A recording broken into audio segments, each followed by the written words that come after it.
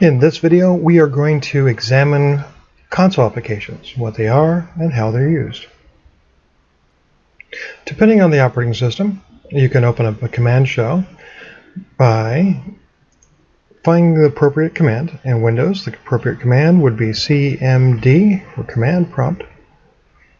I'm in Windows 10, so I can just go ahead and go to the Start menu and start typing.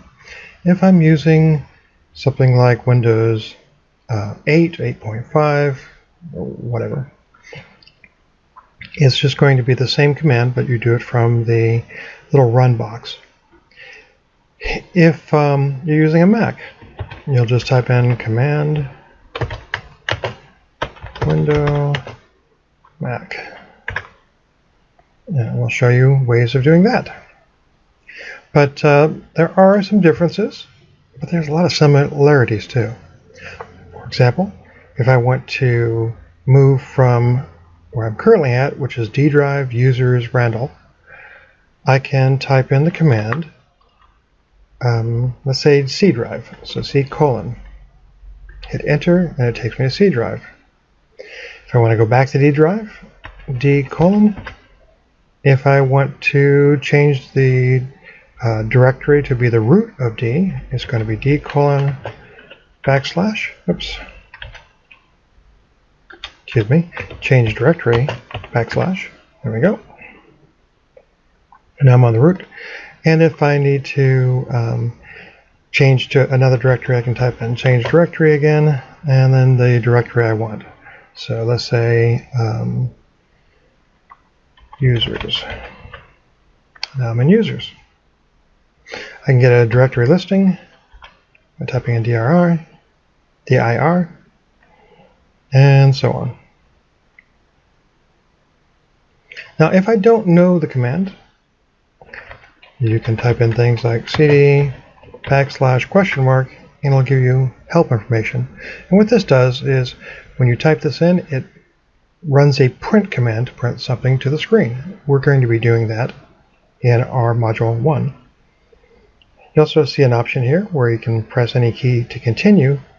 This allows you to, we'll see how to do this a little later on in upcoming modules, to hit enter and then see more stuff. So that's the basics of how a command prompt works. Now I bring this up because the type of programs we're going to be making in this course are command prompt or command shell applications, or scripts. These applications are useful for a variety of things, but typically they're not used by the end users anymore. They're usually used by administrators or other power users. So for example, let's say that you're an administrator and you're wondering what's going on with network connectivity on a computer. You can come over to the command prompt and type in the command ipconfig. This works on Windows anyway. And it'll give you information about the IP configuration on your machine, such as your IP address, the gateway that's like the router you're trying to get to, etc. This is a set of print statements that are printing out to the command shell.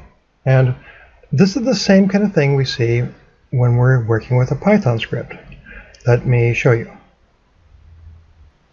I've created a very simple little Python script file. I called it test.py, and I've saved it onto my D drive.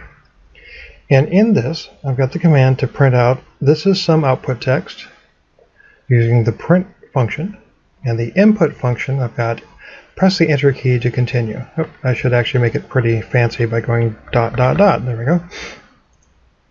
I'll save it, and now I can run the script. Coming over here, I'll type in d:/, cd /, and now I'll run it test.py, and oops, gotta spell it, test.py, not text. And you can see that we see this is some output text. Press the enter key to continue, and it's paused there. If I hit enter, it finishes running the script and I'm back to the command prompt.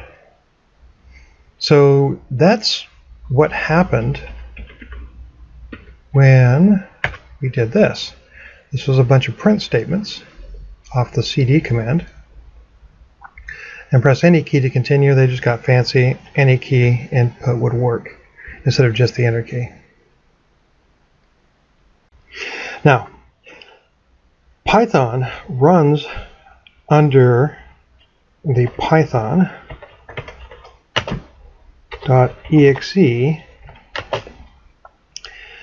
application. So your Python script runs through this.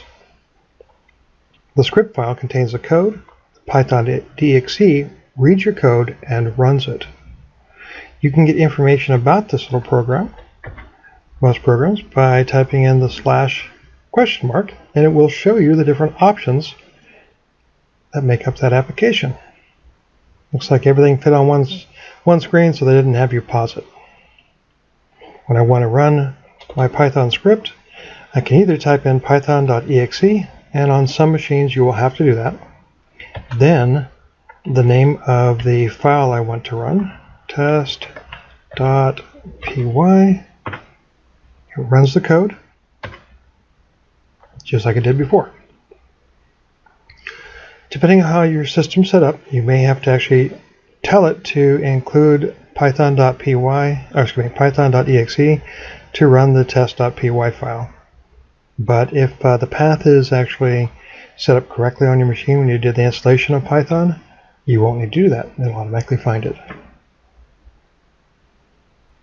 In this example, we used Notepad to write our code, save the file on the hard drive, and then we ran this code through python.exe.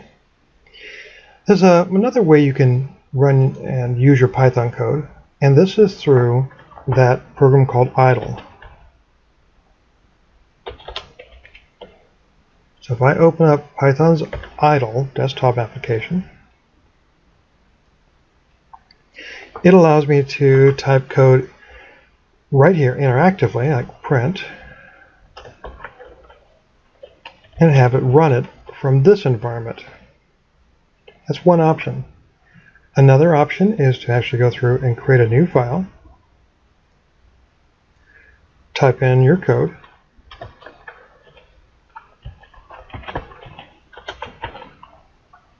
and then run it again on the module. At that point, you'll be asked to save the file on your hard drive. So I can do so by going through and saying, okay, let's say, okay, we'll save it on my D drive.